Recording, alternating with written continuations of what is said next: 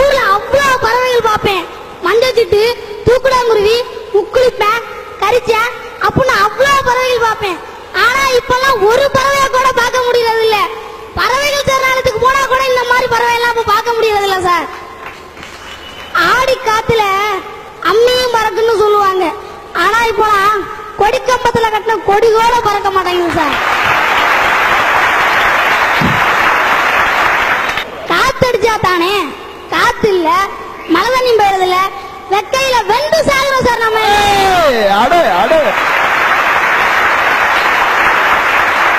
ஐயா, நீங்க குன்றக்குடி மலை பார்த்திருப்பிய, கொடைக்கானல் மலை பார்த்திருப்பிய, எங்கேயாவது பிளாஸ்டிக் மலை பார்த்திருக்கீங்களா?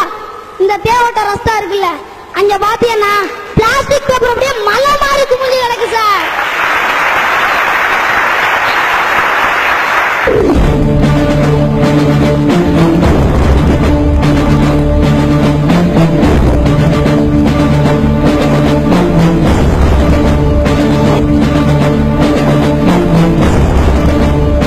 ராமேஸ்வரத்துக்கு இறங்கிக்கும் நடுவில் உள்ள மண்ணை அள்ளக்கூடாதுன்னு சொல்றாங்க.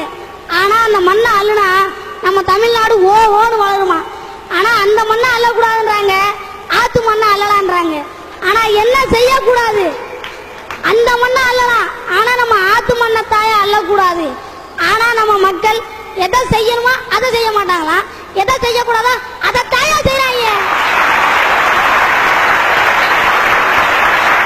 ராமநாதபுரத்துல எல்லாம் மழையே இல்லன்னு புலம்பிட்டு இருக்காங்க. இந்த இருக்க மேலூர்ல மழைய காணாமல புலம்பிட்டு இருக்காங்க. இதுக்கெல்லாம் காரணம் என்ன? ஒவ்வொரு மனுஷனும் நான் பிளாஸ்டிக் பேப்பர் பயன்படுத்தினாலோ, இல்ல நான் ஆத்து மண்ணாலோ, இல்ல நான் குவாரியை உடைச்சாலோ, இல்ல நான் மரத்தை வெட்டினாலோ சுனாமி வந்து என்னையா பாதிக்க போகுது, பூகம்பம் வந்து என்னையா பாதிக்க போகுது அப்படின்னு ஒவ்வொரு மனுஷனும் நினைக்கிறதுனாலதான் நம்ம உலகின் அழிவு நோக்கியே போயிட்டு இருக்கு. ஐயா, சந்திர மண்டலத்துல தண்ணி இருக்குன்னு நாசா கண்டுபிடிச்சிருக்காங்க. இதனால நமக்கு என்ன பிரயோஜனம்? இந்த இருக்க சடையங்காட்டிலே தண்ணி இல்ல. இப்ப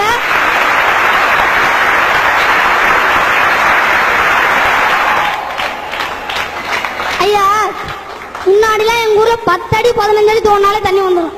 ஆனா இப்பலாம் 100 அடி 150 அடி தோணாலும் தண்ணி வர மாட்டேங்குது. நீங்க கையில வச்சிருக்கீங்க செல்போனு, அது வெறும் செல்போன் கிடையாது, அது சிட்டுக்குருவிகளோட சவப்பெட்டி.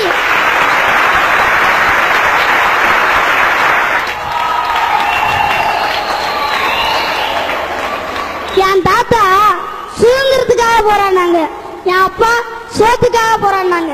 நான் இனிமே படிச்சு முடிச்சுட்டு வேலைக்காக போராடுவேன். என் மகன் நாளைக்கு உசுருக்காகவே போராடுவேன்.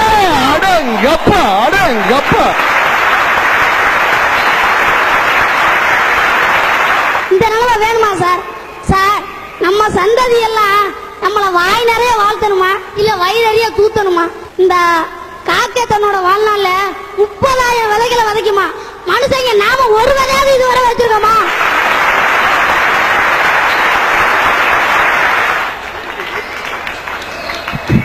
ஐயா, நம்ம பூமி நல்லா இருக்கணும்னா இல்ல நாம நல்லா இருக்கணும்னா நம்ம எல்லாரும் கண்டிப்பா இயற்கையை காதலிச்சே ஆகணும் சொல்லி விடைபெறுகிறேன். நன்றி, வணக்கம். என்ன உன் பேரு? மணிகண்டன். என்ன வகுப்பு படிக்கிற? 7th. எந்த ஸ்கூல்ல படிக்கிற? தேப்பிர்த்தோ மேல்நிலை பள்ளியில படிக்கிறேன் சார்.